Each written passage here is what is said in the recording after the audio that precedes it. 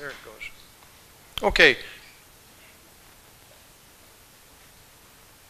Ah, je t'ai coupé. Quelle chance.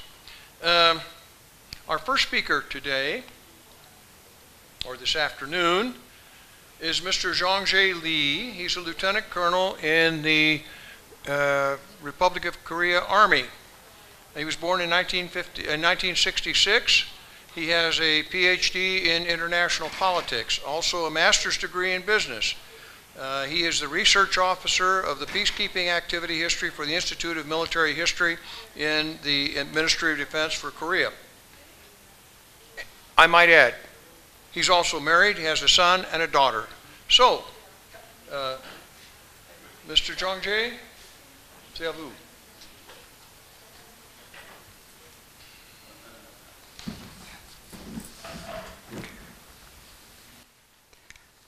Thank you very much. How are you, everyone? I am Lee Jong-jae from South Korea. I am happy to announce at International Congress. The topic I represent is the March 1 movement and establishment of Republic of Korea. The contents are from introduction to conclusion. First is introduction. The President of the United States, Woodrow Wilson, published the principle of national self-determination after the end of the World War I. The national self-determination gave the courage and courage of the independent movements to minority countries such as Asia and Africa. At that time, the Korea was in a Japanese colonial state. The purpose of this paper is to analyze the impact of the national self-determination on Koreans and to study the meaning of the March 1 movement and provisional government. This is Paris Peace Conference and national self-determination. First is background and meaning. After success of industrial revolution, the Europe accumulated conflicts over the division of the colonial in the 19th century. Especially the United States and Western powers condoned the expansion of the Japan in the Far East in 1910s. National self-determination was first expressed in the 1860s and was promoted by Lenin and Wilson during the World War I and then spread rapidly to the trend of peace. Next is the loss of national rights and Japanese colonial policy. I will explain the Japanese aggression. Number one is a starting point of the Japanese aggression. At that time, the Japan was modernized, but Kingdom Joseon wasn't.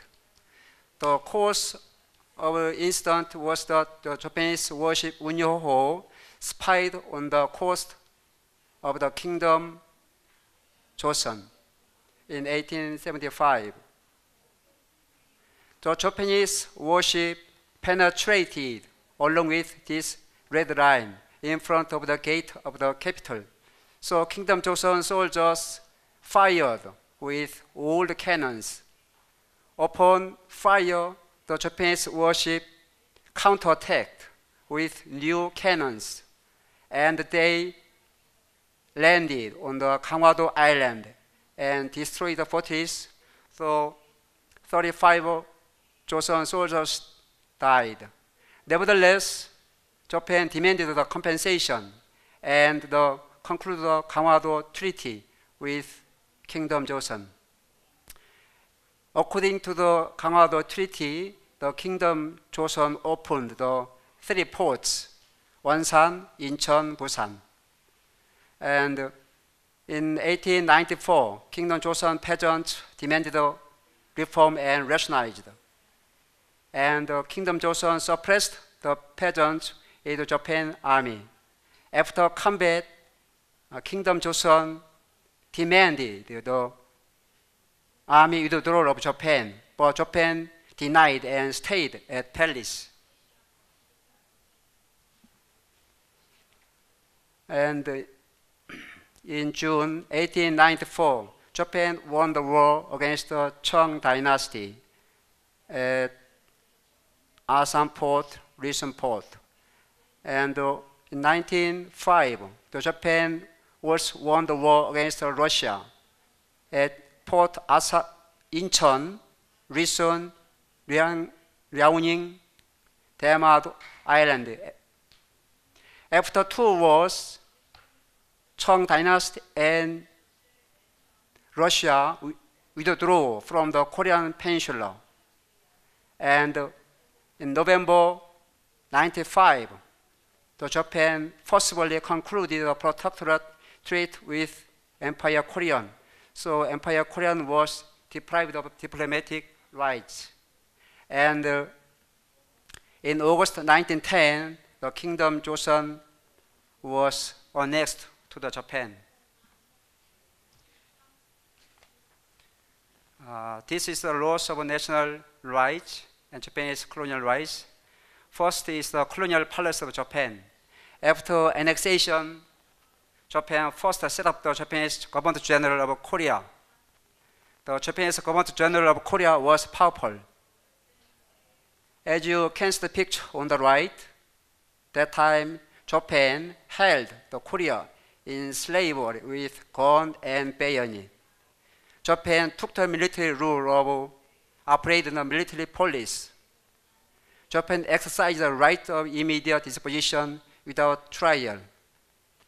In addition, Japanese teachers and officials wore each sword to create a fear atmosphere. And 40% of the land was contributed to the Japanese. So many Korean people had to move abroad, such as Russia and China. On March 1, 1919, the independence movement was finally took place.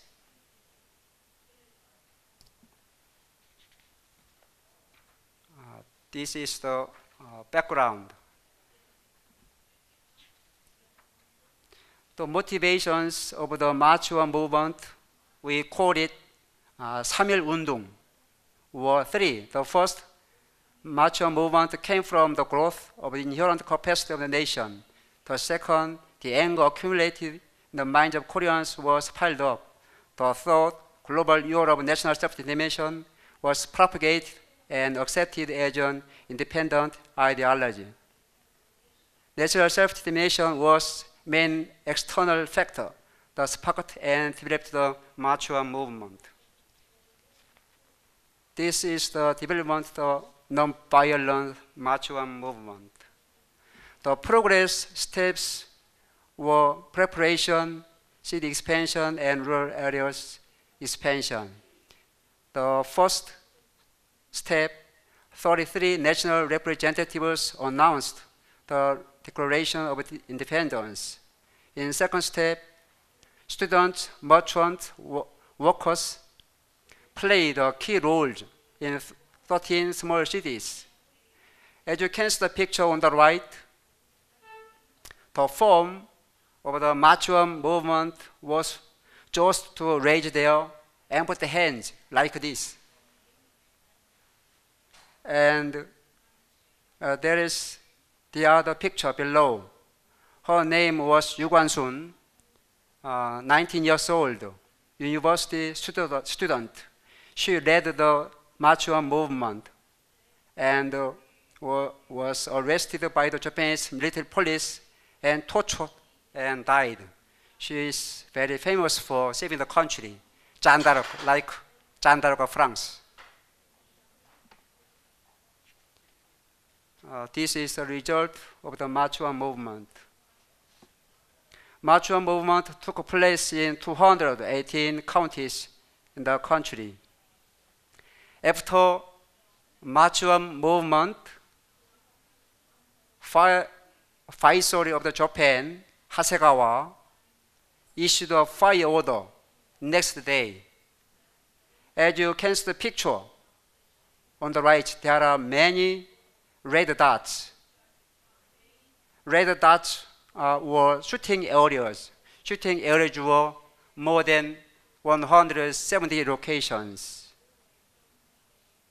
Korean people, the Japan severely suppressed the Korean people. And churches, schools, private houses were burned down. About this instance, the international community criticized Japan.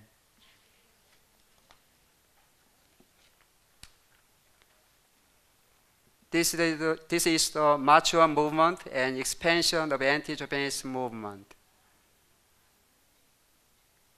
First is implication. The provisional government of Republic of Korea was establishment as a result of the mature movement.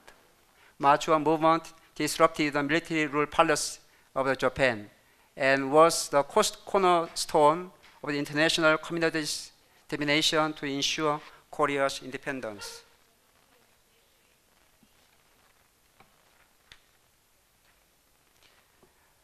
This is the establishment of a provisional government. As you can see the picture on the right, there were 6 provisional governments. Among them, the provisional governments such as Maritime Province, Hansong, Shanghai had a charter, proclamation, wording, and government form, but the others hadn't. And Maritime Province, Hansong, Shanghai had problems in operation. So the representatives of each region maintained the legitimacy of Hansong after discussions and established the integrated provisional government by adjusting above Maritime Province and Shanghai in November 1919. This is the Supreme Command of anti-Japanese resistance. First is area of activity. As you can see the picture on the right, the provisional government first acted at Shanghai in China. Here, the administrative organization was established both Korea and overseas. When the Japan invaded China, the provisional government moved to China inland more than 30 locations for aids. We call it Long March. The provisional government finally settled in Chongqing after Long March and was active here until liberation.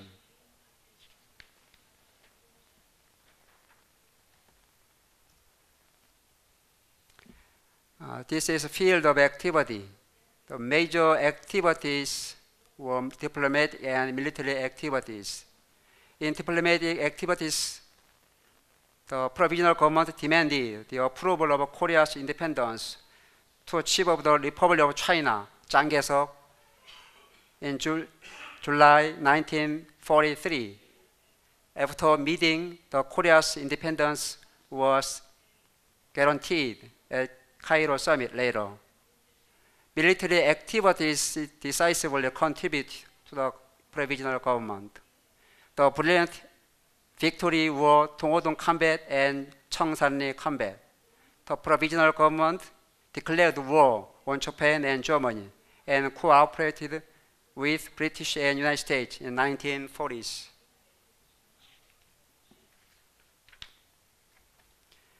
National liberation of Korea was possible in the following 3 ways. The first, Korean people persistently struggled against Japan. The second, the Allies guaranteed the independence of Korea. The third, the Allies won in World War II. In particular, the Allies first mentioned the Korea's independence at Cairo talks.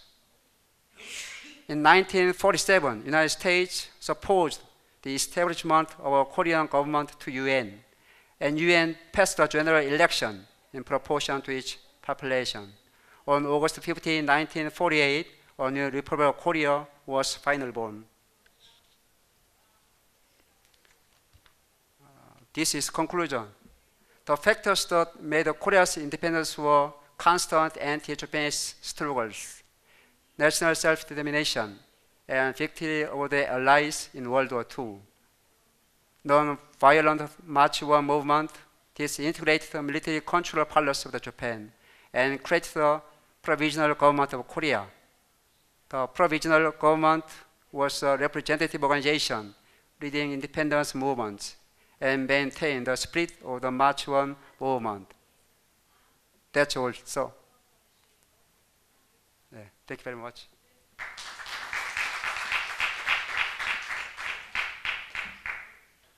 Thank you. Okay. Our next speaker is Monsieur Marcos Souza. Is he here today? Mr. Marcos Souza, if you're here, raise your hand.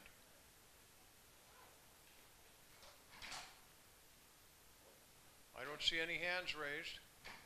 Okay. That's easily taken care of. So, our next speaker is Jean-David Avenel, and he will visit with us about Conveni s'appartient à la France. Aha. Merci. He's a professor des universités de l'Université de Paris de l'Est. He is also the dean of the faculty and administration des international exchanges. He's a doctor en histoire et économie of history and economics. He has written dozens of books, and he's married with 2 children. Il est marié avec 2 enfants. Alors, Monsieur David, Monsieur Avenel, professeur, docteur, c'est à vous. Merci beaucoup, Monsieur le Président.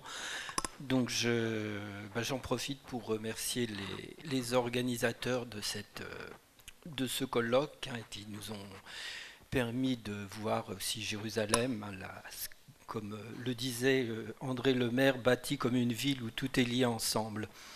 Donc, pour en revenir à notre sujet, donc, qui est lié en fait, qui est en relation avec finalement le thème du colloque, hein, c'est-à-dire que c'est un événement qui va contribuer à la chute d'un empire, l'empire autrichien, et puis qui va aussi contribuer à la création d'une nation, l'Italie, puisque c'est l'avant-dernière étape, si on peut dire, de la réunification. Alors, le point de départ de cet exposé, donc, c'est la guerre de 1866 entre la Prusse, l'Autriche et l'Italie. C'est une guerre dont la mémoire collective française n'a retenu que la victoire prussienne à Sadowa et le renouveau de la puissance de la Prusse. Et cette mémoire collective a négligé le fait que cette guerre a été l'occasion pour l'empereur des Français, Napoléon III, de poursuivre son projet de réunification de l'Italie, un projet qu'il avait depuis très longtemps, hein, puisque Napoléon III avait participé, enfin on pense qu'il était membre du mouvement des Carbonari en Italie, et donc Napoléon III était très têtu, hein, quand il avait un objectif, il y allait à fond. Sa mère le traitait, disait gentiment de lui, mon doux entêté. Et donc Napoléon III, donc, grâce par le biais de cette guerre, a pu réaliser donc, pratiquement son projet de réunification de l'Italie. Donc, il a profité, si vous voulez, comme il l'a fait à de nombreuses occasions, hein, dans d'autres cas, il a profité d'un contexte international favorable pour concrétiser un projet qu'il a toujours voulu mener à bien. Alors, il a adopté une attitude de neutralité vis-à-vis de Bismarck, hein, qui favorisait donc la Prusse, au détriment évidemment de l'Autriche.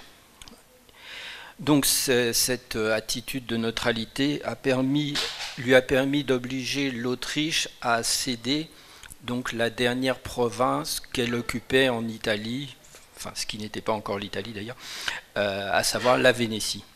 Alors dans cette communication, donc, je veux montrer comment il a réussi à obtenir de l'Autriche donc la remise de la Vénétie au royaume d'Italie, alors que l'armée italienne avait été vaincue à 2 reprises par les Autrichiens. Donc je rappellerai dans un premier temps le contexte général du règlement de la question vénitienne, et ensuite je parlerai de la façon dont elle s'est réalisée concrètement. Donc pour se resituer le contexte, donc je vous rappelle que le chancelier prussien Bismarck annonça début 1866 son plan de réorganisation de la Confédération allemande, qui avait une des conséquences, c'était que l'Autriche en serait exclue. Napoléon III soutenait Bismarck, il l'avait rencontré en octobre 1865, et donc il espérait en fait qu'en échange de cette neutralité, la France obtiendrait des territoires, notamment ce qui est actuellement le Luxembourg, et c'est ce qu'on a appelé, d'une manière un peu péjorative, la politique des pourboires, qui a complètement échoué par ailleurs. Donc, d'autre part, Napoléon III, à la même période, encouragea l'Italie à s'allier avec la Prusse. L'Italie, il y avait eu des négociations qui ont échoué, qui se sont achevées en février 1866, pour que l'Italie rachète la Vénétie à l'Autriche. Et donc, les négociations ayant échoué, Napoléon III a favorisé une alliance entre l'Italie et la Prusse. Et donc ces deux pays signèrent un traité le 8 avril 1866, donc un traité qui était valide 3 mois et qui de fait, c'était un traité d'amitié, mais de fait c'était un traité qui permettait à la Prusse d'avoir une alliance militaire en cas de guerre contre l'Autriche. Et donc ça donnait à la Prusse un allié qui attaquerait l'Autriche par le sud. Et donc du coup l'Autriche se trouva complètement isolée du point de vue militaire, puisqu'elle se trouvait entre deux alliés, la Prusse et l'Italie. Du point de vue diplomatique, du fait de la neutralité bienveillante de la France, et aussi du fait que la Russie abandonna l'Autriche, parce que la Russie avait été vexée, n'avait pas été contente du fait que l'Autriche n'avait pas réagi lors de la guerre de Crimée. Et puis le dernier éventuel partenaire, l'Angleterre, se désintéressait complètement des affaires du continent. Donc l'Autriche était complètement isolée du point de vue diplomatique et du point de vue militaire. En outre, l'Autriche, l'armée impériale comptait 528 000 hommes, mais seulement 300 000 étaient en état de combattre. Ils étaient répartis en une armée du Nord, 238 000 hommes, et une armée du Sud, 74 000 hommes. Et en face, la Prusse alignait 320 000 hommes, et surtout, elle alignait une meilleure technologie militaire, de meilleur armement et une meilleure technologie en général. L'Italie, elle, alignait environ 204 000 hommes, dont 14 000 officiers et 190 000 soldats. Alors, le 12 juin 1866, l'empereur d'Autriche, François-Joseph, accepta de faire signer par son ministre des Affaires étrangères, le comte Mensdorf, une convention par laquelle son pays s'engageait à céder la Vénétie à la France en échange de la neutralité de la France vis-à-vis de l'Italie, et ce même si l'Autriche gagnait la guerre. Donc le sort en gros de la Vénétie était réglé. Le duc de Gramont, qui était l'ambassadeur de France en Autriche, signa la convention, et donc au nom de Napoléon III, bien qu'il ait été défavorable à cette neutralité française. En fait, avec l'impératrice Eugénie et le ministre des Affaires étrangères français Drouin de Lhuys, ils étaient favorables, ils auraient été favorables à ce que la France intervienne pendant le conflit, notamment en massant des troupes sur la frontière prussienne. Ce que Napoléon III a refusé de faire et ce qui a entraîné la démission de Drouin de Lhuys. Alors, la guerre a été déclarée le 15 juin. l'armée prussienne a rapidement gagné. Les premiers affrontements ont été des défaites pour l'armée autrichienne, 26-29 juin. Et puis finalement, le 2 juillet donc, a eu lieu la bataille de Sadowa, la fameuse défaite autrichienne. Et donc les opérations militaires du côté de la Prusse se sont terminées. En revanche, face à l'Italie, l'armée autrichienne a remporté la bataille de Custoza le 28 juin, tandis que la marine autrichienne écrasait la marine italienne à la bataille de Lissa le 20 juin. Mais malgré ces défaites, l'Italie poursuivait la guerre. Et un général italien, donc le général Cialdini, pénétra en Vénétie dès le 21 juillet. Mais il n'attaqua pas les forteresses autrichiennes qui se trouvaient en Vénétie, ce qu'on appelle les forteresses du quadrilatère, donc il y avait 4 forteresses, et les Autrichiens demeuraient dans ces forteresses. Donc l'empereur François-Joseph, dans ces conditions, devait faire face à une alternative, soit négocier, soit tenter de réoccuper la Vénétie par la force. Mais à cette époque, donc, l'Autriche avait perdu donc, la bataille de Sadowa, l'armée autrichienne était très affaiblie. En plus, l'Autriche devait faire face à des soulèvements en Hongrie. Et du point de vue financier, l'Autriche avait dû souscrire à un emprunt pour financer déjà la guerre contre la Prusse. Et donc ne disposait plus des moyens financiers pour financer une nouvelle campagne. Et donc finalement, François-Joseph préféra donc la deuxième solution, c'est-à-dire la première solution, pardon, c'est-à-dire de négocier. Et donc il demanda à Napoléon III de donner sa médiation pour obtenir un armistice avec l'Italie. L'armistice donc avec la Prusse avait été décrété le 19 juillet et celui avec l'Italie fut décrété le 12 août. Et dès lors, le problème de la dévolution de la Vénétie devint l'enjeu essentiel des diplomaties autrichiennes, françaises et italiennes dans la négociation du traité de paix entre l'Autriche et l'Italie. Alors, les participants au règlement de la question vénitienne dont j'ai trouvé, enfin la documentation provient des archives diplomatiques françaises et italiennes. Donc c'est du côté du français, le principal participant, acteur, fut, bien qu'il ait été malade et qu'il n'ait pas été présent lors des proprement dites négociations, fut évidemment l'empereur Napoléon III qui dirigeait la politique extérieure de la France, le ministre des Affaires étrangères français n'ayant qu'un rôle secondaire, en fait. Donc il avait démissionné, donc Drouin de Lhuys avait démissionné, donc il a été remplacé par le marquis de Lavalette qui a assuré l'intérim, puis ensuite par le nouveau ministre, le marquis de Moustier. En Vénétie, donc le général Leboeuf, qui rendait directement compte à Napoléon III, avait été envoyé, avec le général Revel et plusieurs commissaires français, ainsi qu'une frégate française qui croisait au large de Venise.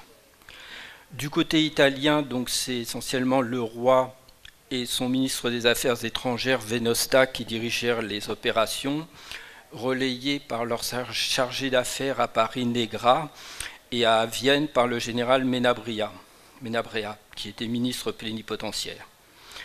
Les commissaires italiens qui étaient basés en Vénétie, en fait, ont eu un rôle limité, puisque en fait, les négociations sur place eurent lieu entre les commissaires français et les commissaires autrichiens. Alors, les conditions de négociation du traité étaient les suivantes. D'abord, le problème de la dette, la prise en charge d'une partie de la dette de l'Autriche par la Vénétie. Ensuite, le problème de la remise formelle de la province à l'Italie.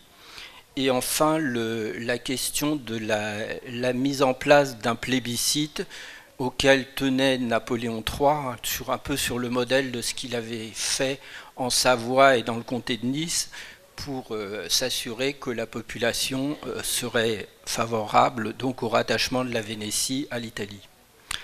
Alors pour ce qui concerne le premier point, c'est-à-dire le problème du règlement de la dette, donc le principe qui a été adopté, enfin qu'a imposé l'Autriche d'ailleurs, c'est que c'est un principe qui avait été élaboré en 1815, donc qui dit « Toute province cédée doit continuer à supporter une partie des charges supportées par l'ensemble de l'État dont elle faisait partie ».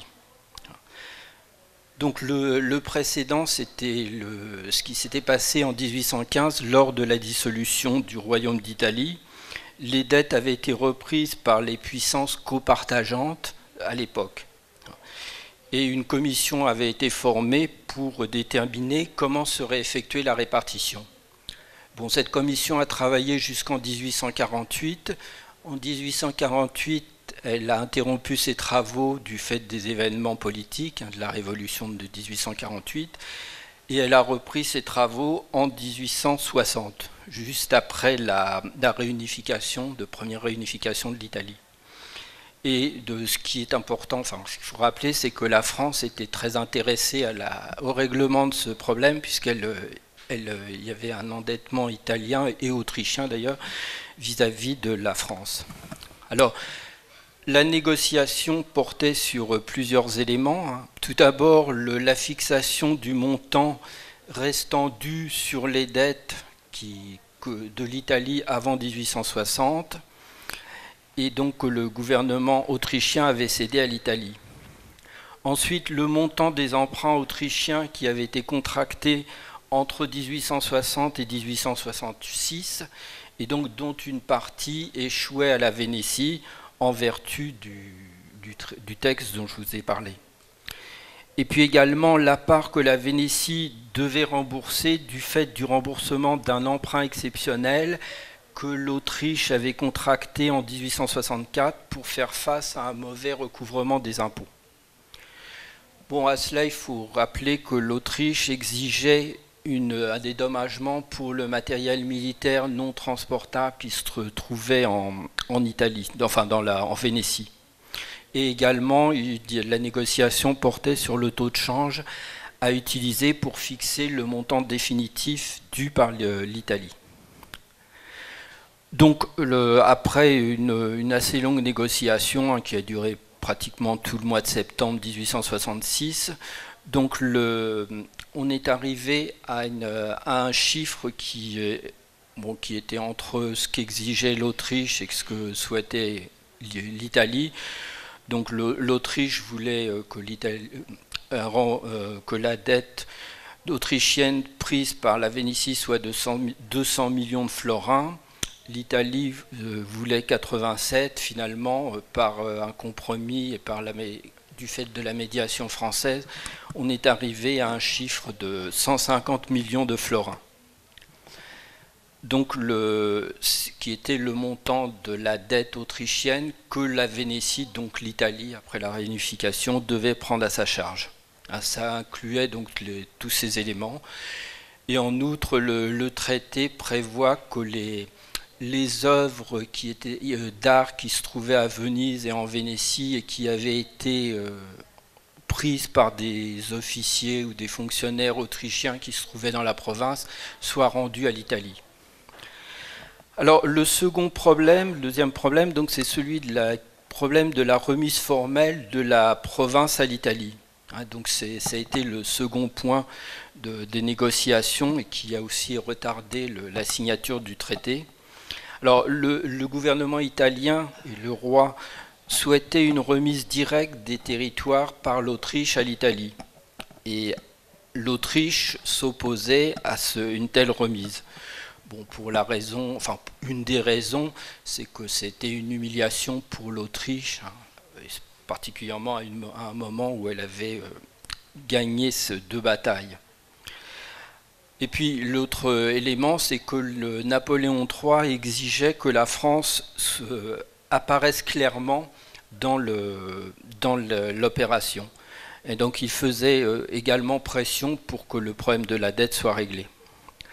Donc l'Allemagne, enfin la Prusse donc, et Bismarck, au début ne soutint pas l'Italie, hein, aux grandes dames de Negra, donc qui écrivit par exemple au roi, Bismarck n'exige plus que l'Italie participe aux négociations à Prague et suggère que des négociations directes entre l'Autriche et l'Italie aient lieu. Ça, c'est ce qu'il avait écrit le 10 août. Donc l'Italie avait l'impression que la Prusse lâchait son allié. Mais finalement, devant l'insistance de Venosta et du roi, donc Bismarck invita le gouvernement italien à envoyer des ministres plénipotentiaires pour participer aux négociations. Et c'est précisément le général Menabrea et le comte de Barral.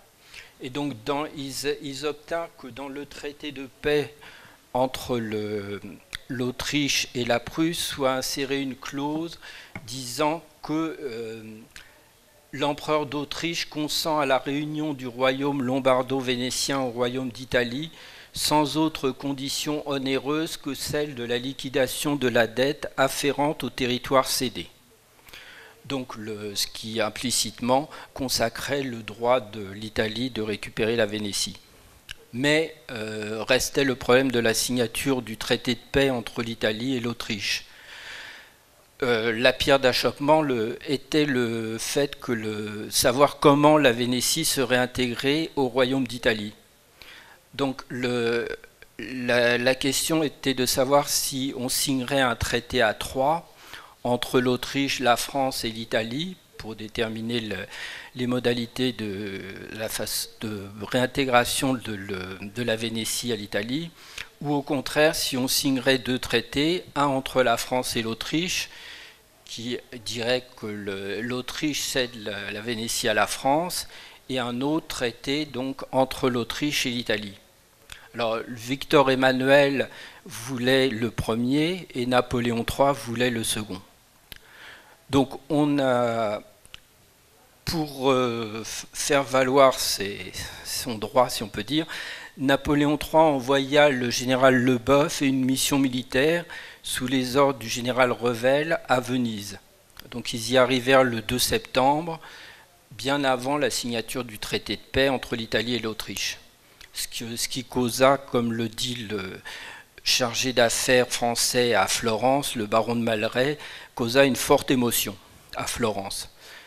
Puisque de fait, ça signifiait que la reddition des forteresses du quadrilatère se ferait d'abord à la France et qu'ensuite, par le biais du maréchal Leboeuf, et qu'ensuite le maréchal Leboeuf redonnerait les forteresses à l'Italie.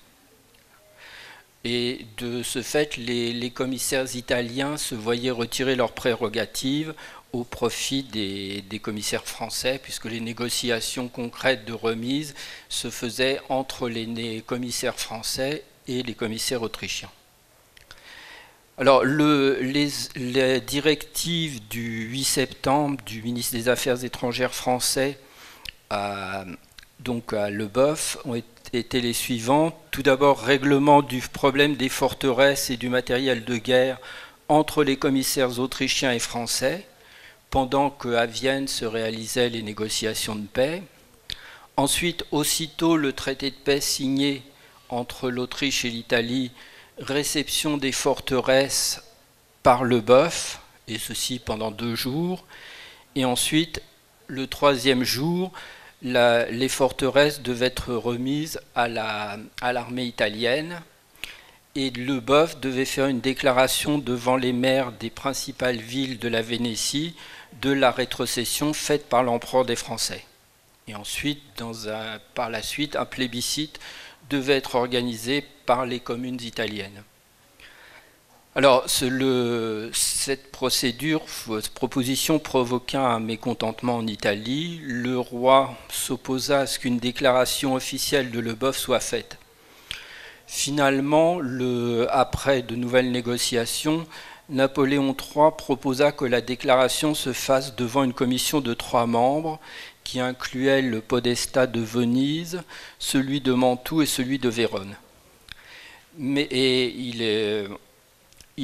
exigea que le nom de l'empereur Napoléon III figure dans la déclaration qu'allait faire Leboeuf. Donc la question fut réglée de cette manière. Alors le dernier point était le problème du plébiscite. Napoléon III était très attaché à ce qu'il y ait un plébiscite, comme ça l'avait été le cas en Savoie et dans le comté de Nice, quand ces 2 provinces ont été rattachées à la France en 1860. Donc pour cela, donc, le plébiscite devait être organisé après la remise des forteresses au commissaire français et sous l'égide de Leboeuf. Là encore, il y allait avoir des négociations puisque ça ne correspondait pas aux souhaits du gouvernement italien. Et donc finalement, il fut décidé que Leboeuf remettrait le territoire aux municipalités et que ces municipalités organiseraient sous le contrôle de Leboeuf un plébiscite qui exprime le souhait de la population d'être attachée au royaume d'Italie. Et donc les 3 points furent adoptés. Donc finalement, la solution satisfaisait Napoléon III, hein, mais puisque l'honneur de la France était présente et était inscrite comme participante à la remise. D'autre part, de cette manière, Napoléon III évitait une humiliation totale dans l'empereur François-Joseph. François-Joseph qui, à l'époque, était soumis à une forte opposition interne, puisqu'on l'avait accusé de faiblesse suite à la défaite face à la Prusse. Et d'autre part, une partie de l'opposition autrichienne libérale souhaitait que François-Joseph soit remplacé par son frère Maximilien qui se trouvait à l'époque au Mexique, mais que cette opposition libérale pensait faire revenir du Mexique pour succéder à François-Joseph. Bon, finalement, Maximilien a été exécuté au Mexique et il n'est jamais revenu vivant en Autriche. Donc la France était satisfaite, Napoléon III était satisfait. Pour ce qui concerne l'Italie, au contraire, le gouvernement et l'opinion publique italienne eurent le sentiment d'avoir été humiliés et n'en furent jamais complaisants, contents de cette solution, d'autant plus que la question de Rome, qui finalement était la question la plus importante pour le roi et pour le gouvernement italien à l'époque, était primordiale et n'avait pas été réglée, puisque ce sera réglé que beaucoup plus tard. Mais du fait que à cette époque, l'Italie était elle-même soumise à des troubles intérieurs. Par exemple, il y a eu une occupation de Palerme par des bandes de paysans entre le 18 et le 25 septembre. Donc l'Italie, le roi s'est conformé à cette solution. Et donc le traité a été signé le 3 octobre. Il a été ratifié le 6. Donc il stipule notamment que le tracé des frontières entre l'Autriche et l'Italie serait déterminé par la suite et par une commission ad hoc, ce qui permettait au passage à l'Autriche de conserver le Tyrol, contrairement à ce que souhaitait le gouvernement italien. Donc la première forteresse fut remise par Leboeuf le 10 octobre aux autorités municipales. Il fit sa déclaration à Venise le 15, tout en ayant participé à l'élaboration du texte du plébiscite. Le plébiscite eut lieu les 21 et 22 octobre. Les résultats furent proclamés le 28.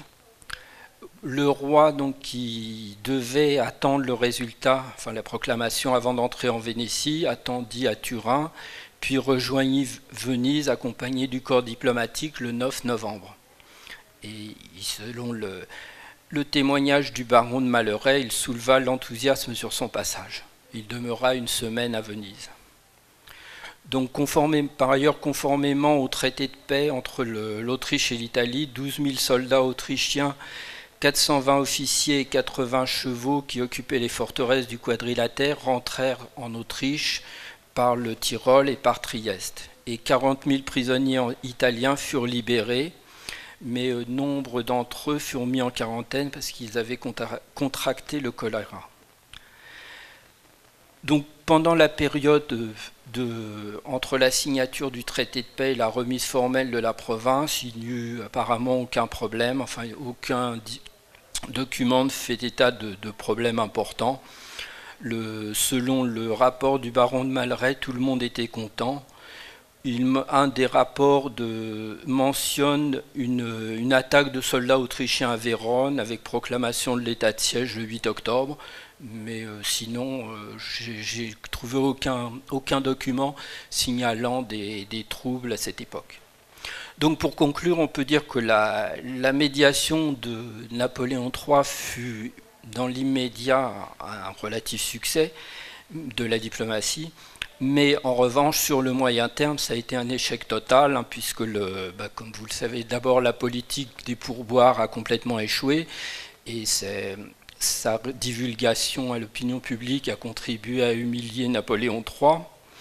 Et puis d'autre part, lors de la guerre entre la France et la Prusse, donc en 1870, l'Autriche n'est évidemment pas intervenue, et l'Italie non plus, puisque l'opinion publique italienne s'était sentie humiliée, donc a refusé d'intervenir, sauf Garibaldi, mais qui est intervenu, mais une fois après que la chute de l'Empire français, enfin de l'Empire de Napoléon III. Voilà, je vous remercie.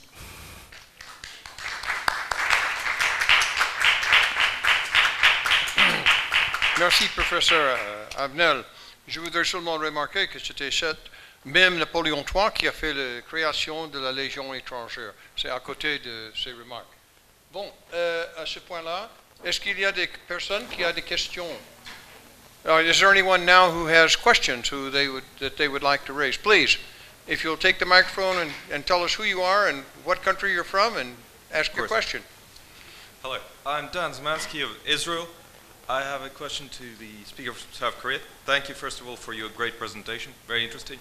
I was particularly interested by the fact that there are various provisional governments and provisional political organizations spread around various countries in East Asia, and particularly the one which I would like to focus on in my question is the Russian influence.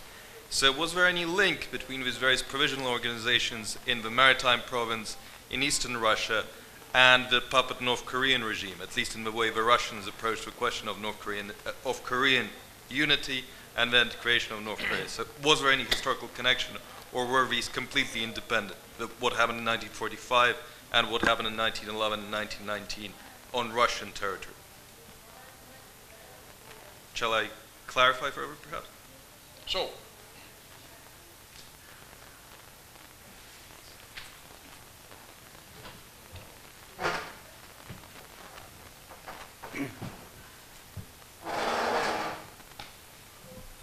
you asked me about North Korea and Russia relations. Yes. What I wanted to see where there was any connection between Russian influence on the movements in 1911 and 1919 and the Soviet approach to creating the puppet North Korean regime in 1945.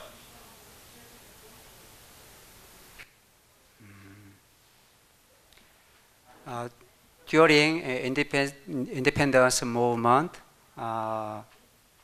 Korean nationalists acted in Russia, Soviet Union, and China land. At that time, Russian and Chinese helped our independence nationalists. But in 1940s, our national activities make an independence army. After that, Russia and South Korea cut off the relations between yeah. So and when the Japan invaded China,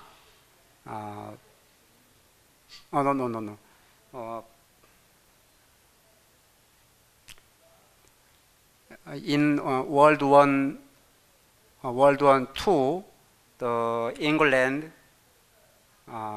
conceded the Japanese activity because of the advance of Russia. So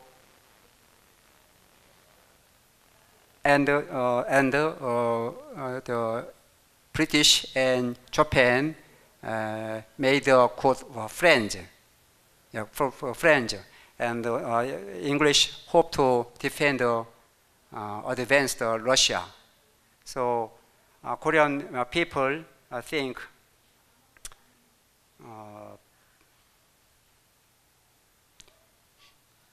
Japan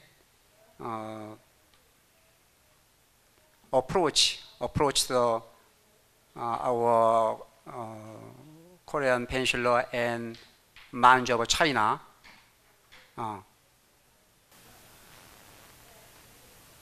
How about? Yes. Yes. Yes. Professor Massimo. Yes, but has he finished? Are you finished with the answer? Yes. Okay. Please. Merci. Massimo Leonardo de l'Italie. Je voudrais faire un petit commentaire à la précise relation de mon collègue Jean-David Avenel. Naturellement, il était très intéressant et je ne sais pas combien de personnes connaissaient cette situation-là. Le commentaire se réfère au général Baldissera.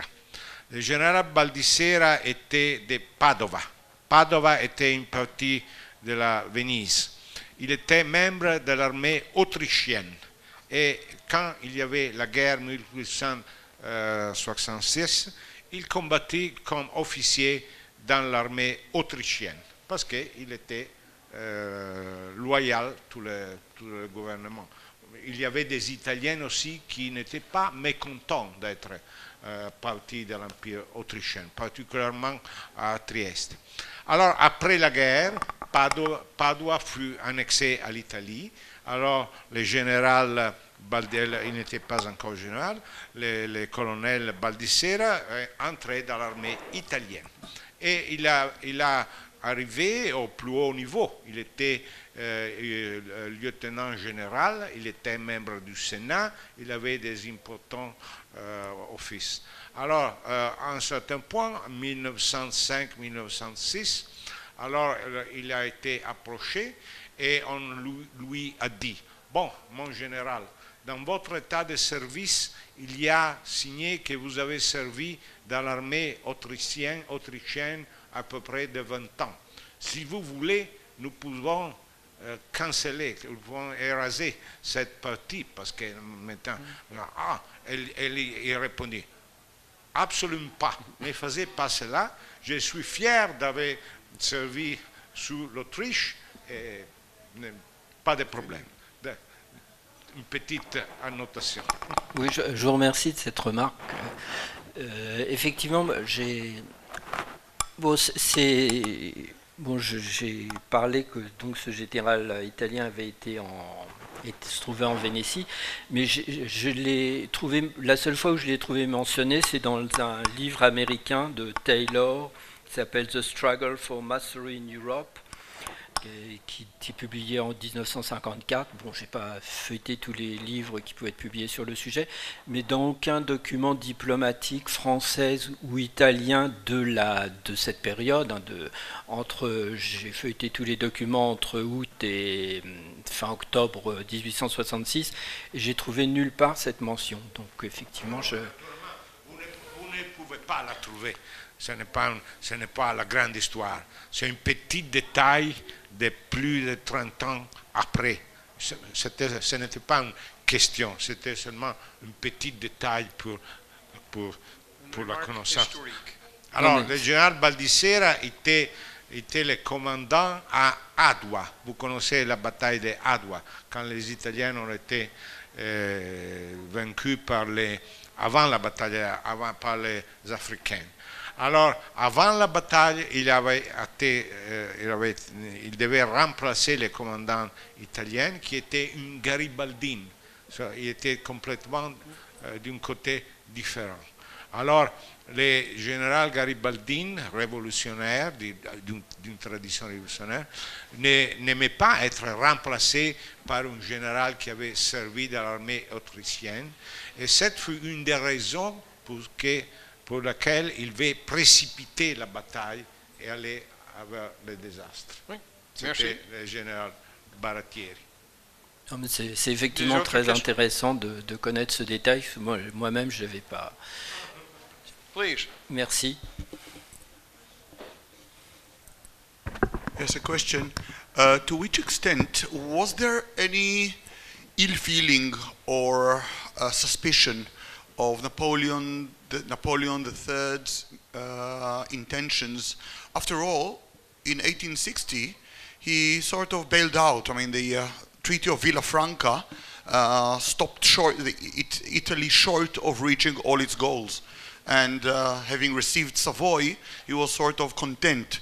So maybe in spite of his good intentions towards Italy, it was first and foremost French interest and not necessarily so much support of the Italian unification. So to which extent were the Italians sure of the intentions of Napoleon III, and was there any anger or suspicion after Villafranca coming in the way of the treaty regarding Venice? Thank you.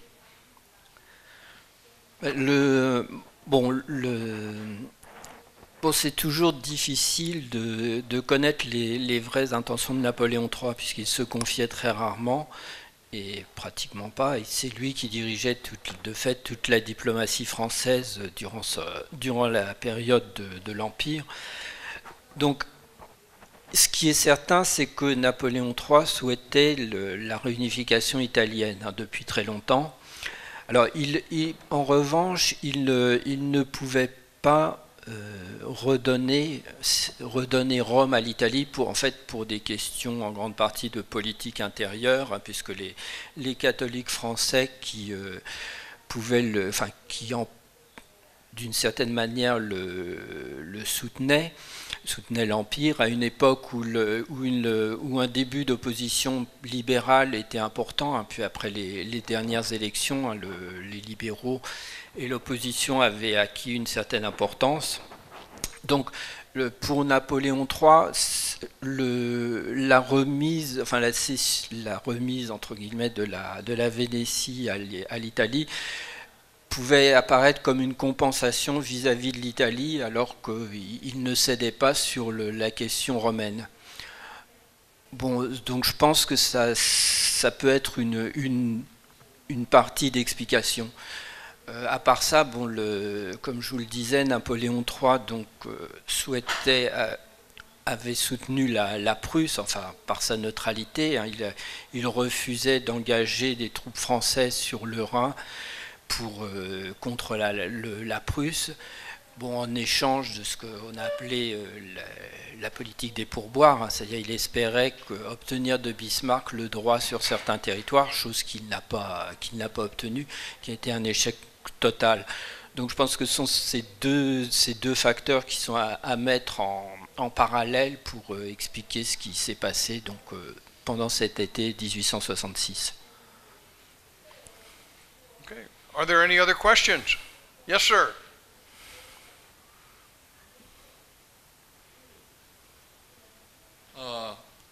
Korea was annexed. Would you give us your name and your country? Sorry, Donald Bishop from the USA.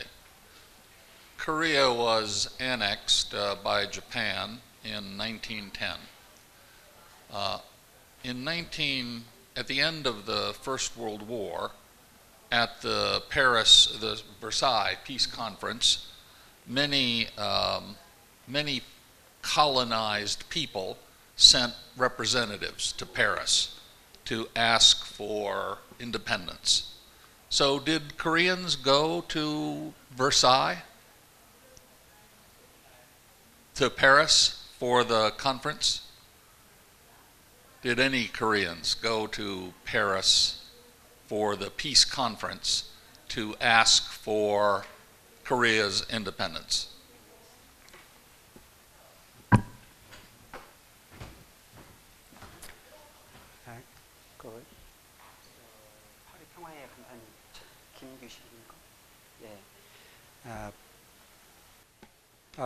That time, the provisional government, the Korea, didn't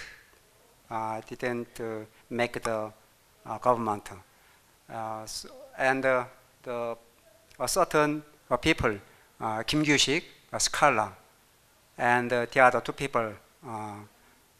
So 30 people went to the Paris peace conference, but at that time,